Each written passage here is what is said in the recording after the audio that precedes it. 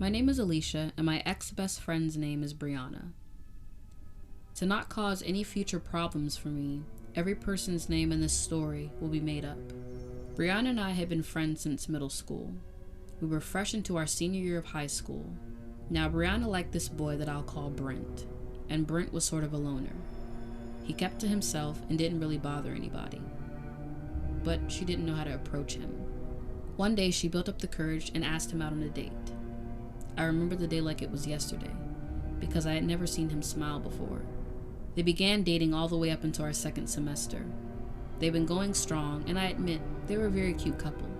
It wasn't until Brent started talking about going to college that Brianna began to get very possessive and rather mean towards him. Brent was a good guy. He was pretty intelligent and in all AP classes, and it looked to anyone on the outside that he had a pretty solid future in college. Brianna didn't do as well in school, and her parents didn't believe that she was going to college, something that had always made her feel really bad and rather ashamed. She expressed this to me multiple times, that she felt like a loser every time our teachers would come in and ask us what we were going to do for our future, because she knew that she wasn't going to be going anywhere after school ended. It was something I empathized with her for, because I couldn't afford college either. But that didn't mean that Brent had to stay because she wanted him to. And when I expressed that to her, she got really upset with me, saying that I needed, in her words exactly, to mind my own fucking business, and that it wasn't my boyfriend, so I had no right to make any comments about it.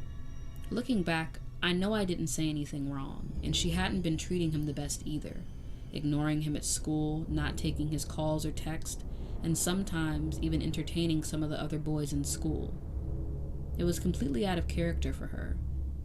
And I didn't think just because Brent wanted to go to college was an acceptable reasoning for her doing any of that. After she told me off, I didn't speak to her for the rest of the day, kind of shocked at the fact that she went off on me the way she did.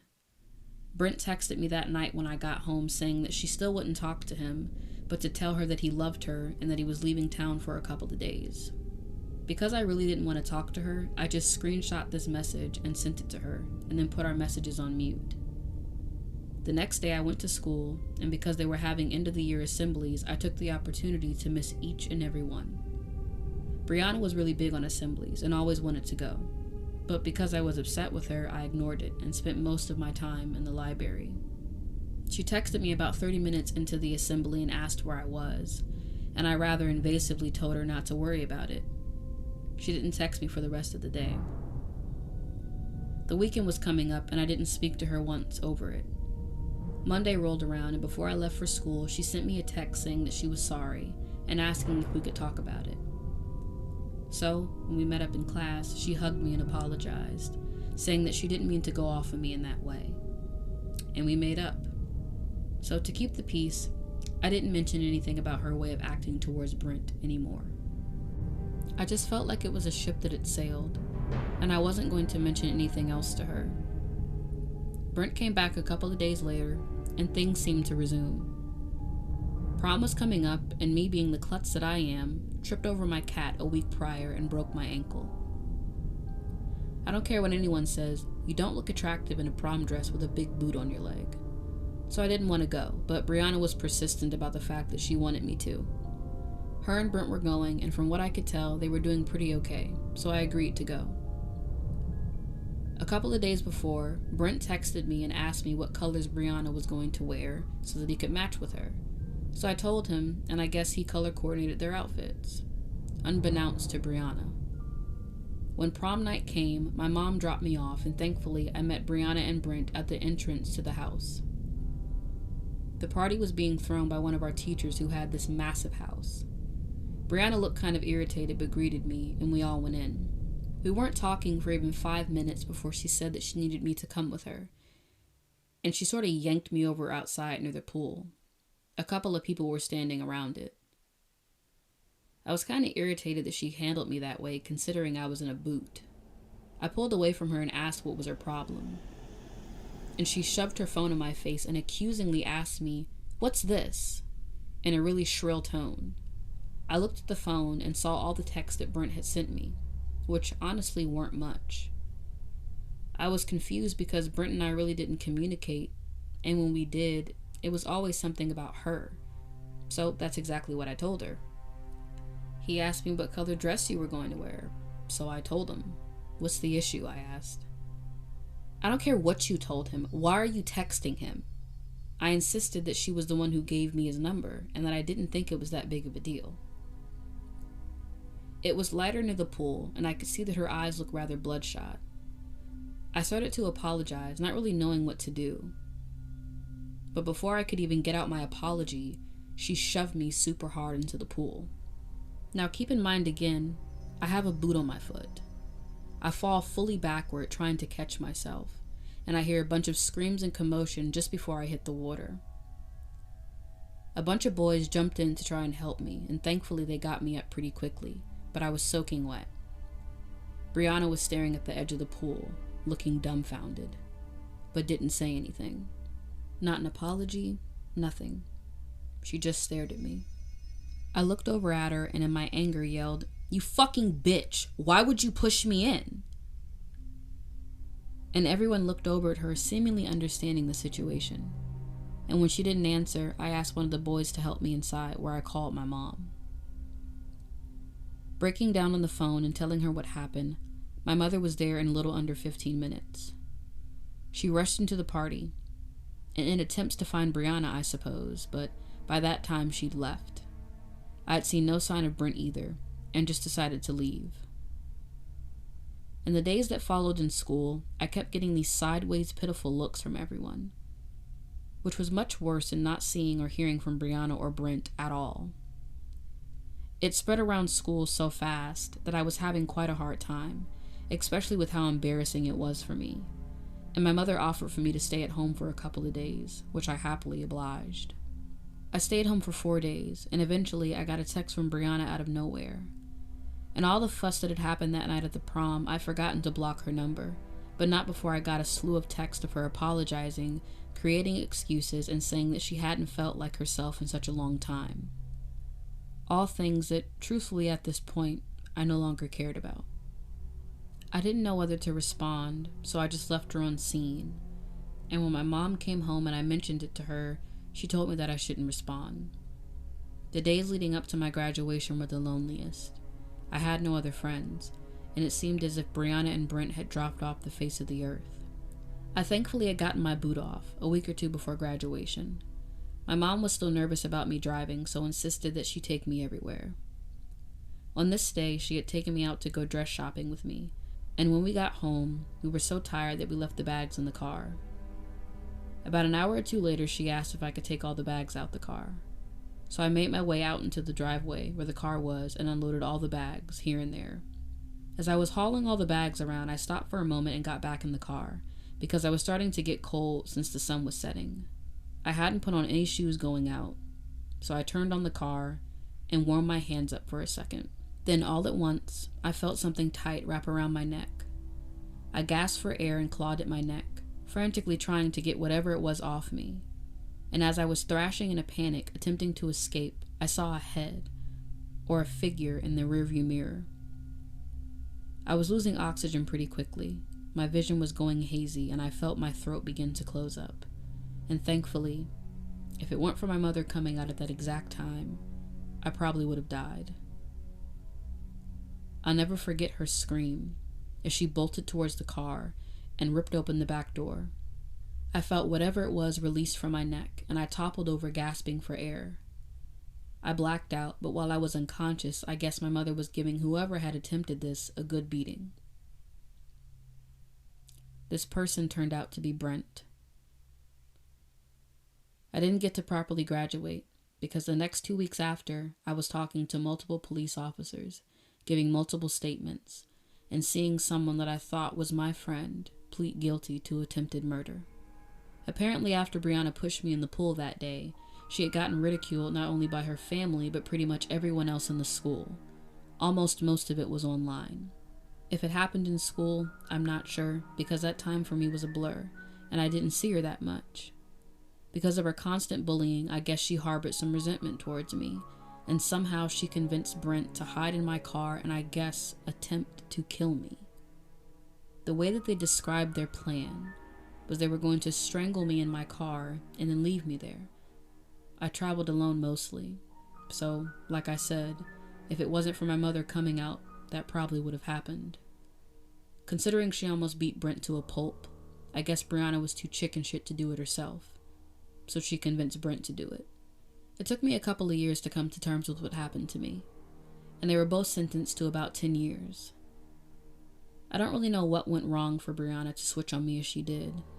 And now, as old as I am, and in my late 30s, I don't really care. But I do know one thing. I did nothing to deserve anything that she tried to do to me. Before I begin this next story, I do want to issue a trigger warning.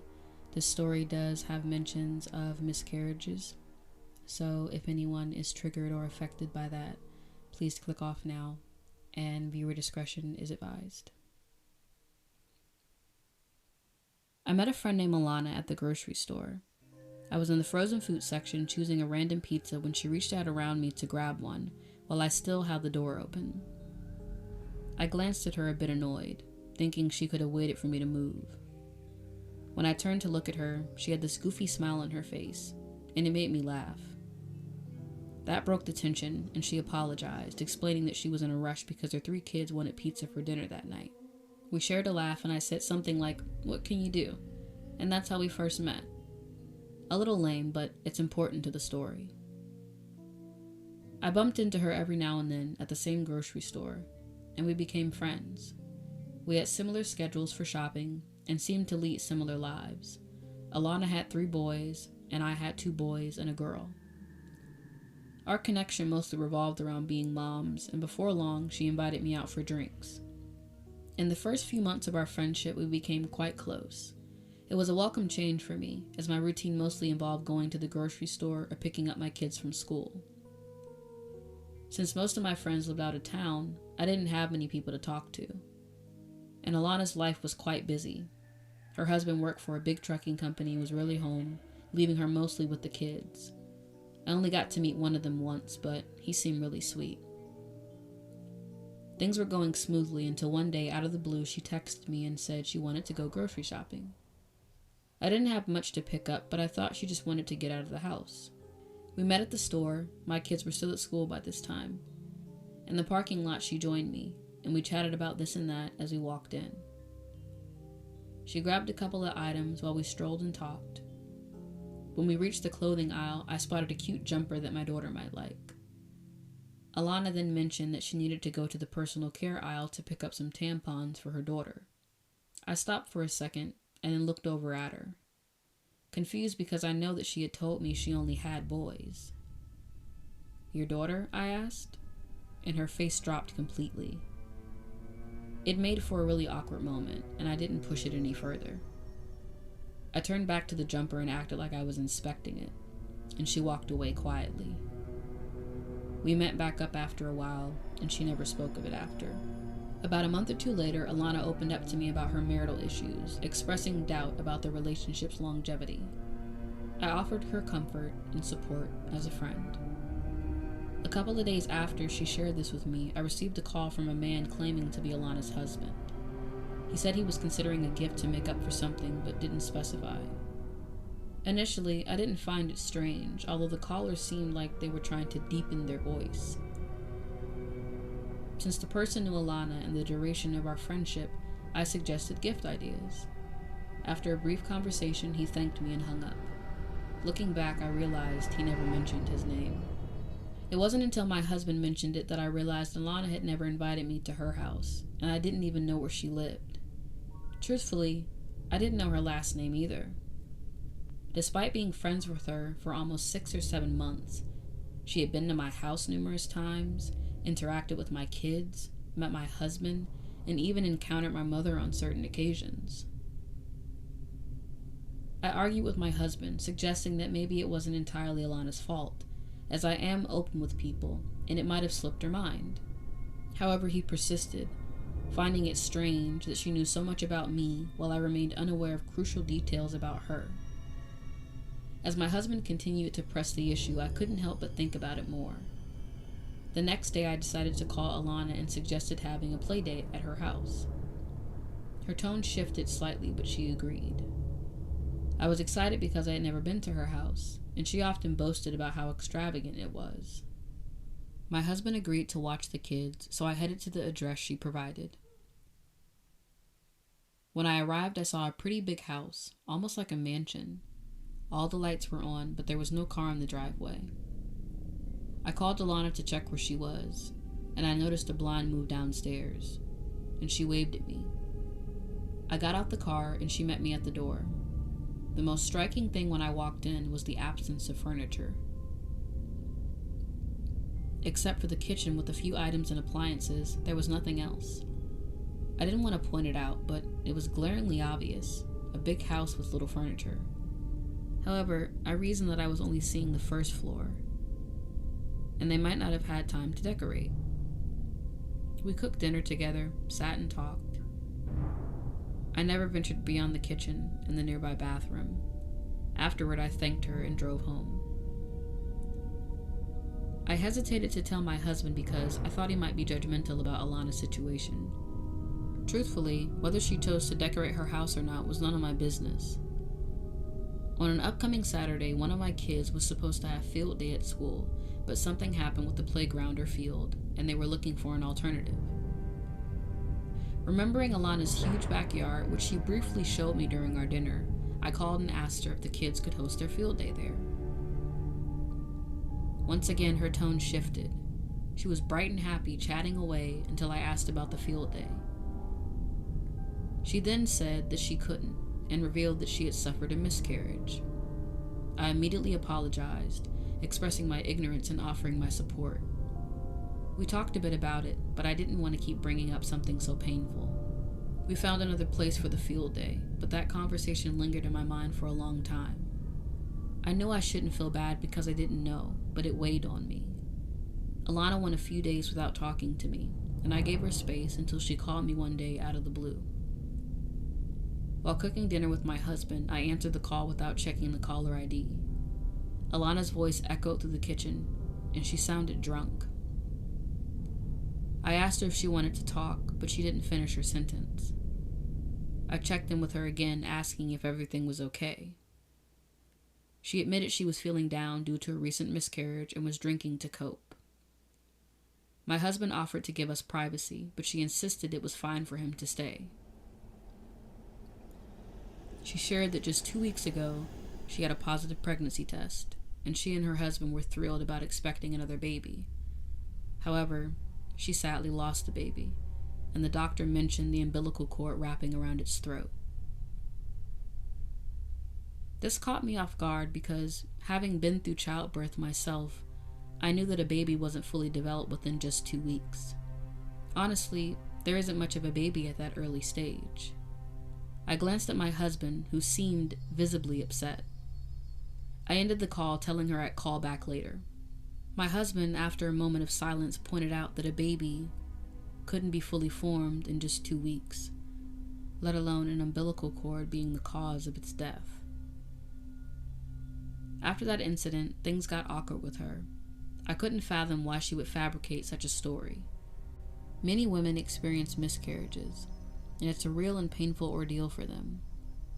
I believe she had a miscarriage, but I couldn't buy into the specific details she shared about the baby's passing.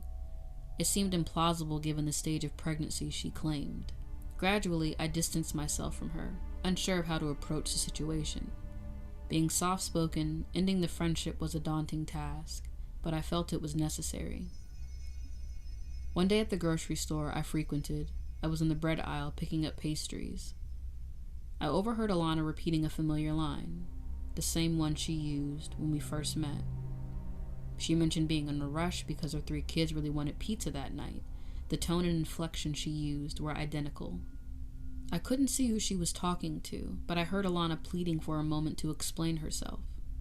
The other person dismissed her, calling her a freak and telling her to leave them alone. As the lady walked away past my aisle, I pretended to focus on the bread, making sure I wasn't caught eavesdropping. Believe it or not, a few minutes later, I heard Alana saying the exact same thing to what seemed like a different person. I couldn't figure out what she was up to or why she kept repeating the same story. Was she just hanging out in the frozen section, telling people the same thing repeatedly? It was peculiar. I rolled my card out, and she came into view, now talking to an older lady. When our eyes met, her jaw dropped, and she just froze in place. I can't remember if I said anything, but she quickly walked away. Hoping to get some insight, I followed the lady Alana had spoken to before she left the store.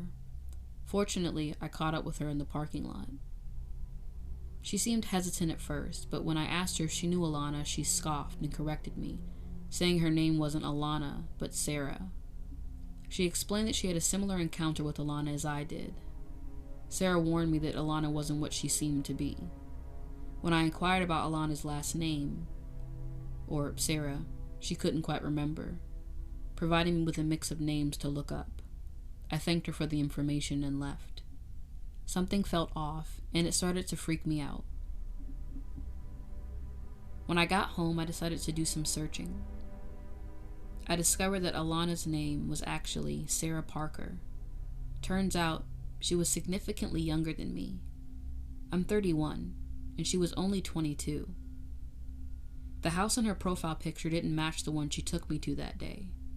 Her profile seemed normal, with pictures of food, family members, but none with her kids. There was a photo of the boy I'd met, but upon closer inspection, he had to be a sibling. A picture of her I found with the caption, "Happy birthday, little bro," clarified that. Alana always wore a short blonde bob, the same style she always wore when we hung out. However, in her profile photos, she had long dark hair. There was no sign of a husband in what I could see, and her locked Instagram didn't provide more information. It hit me that this friend I thought I knew for almost a year was a complete fraud. Almost everything she told me turned out to be a lie, just based on her Facebook profile and her family members.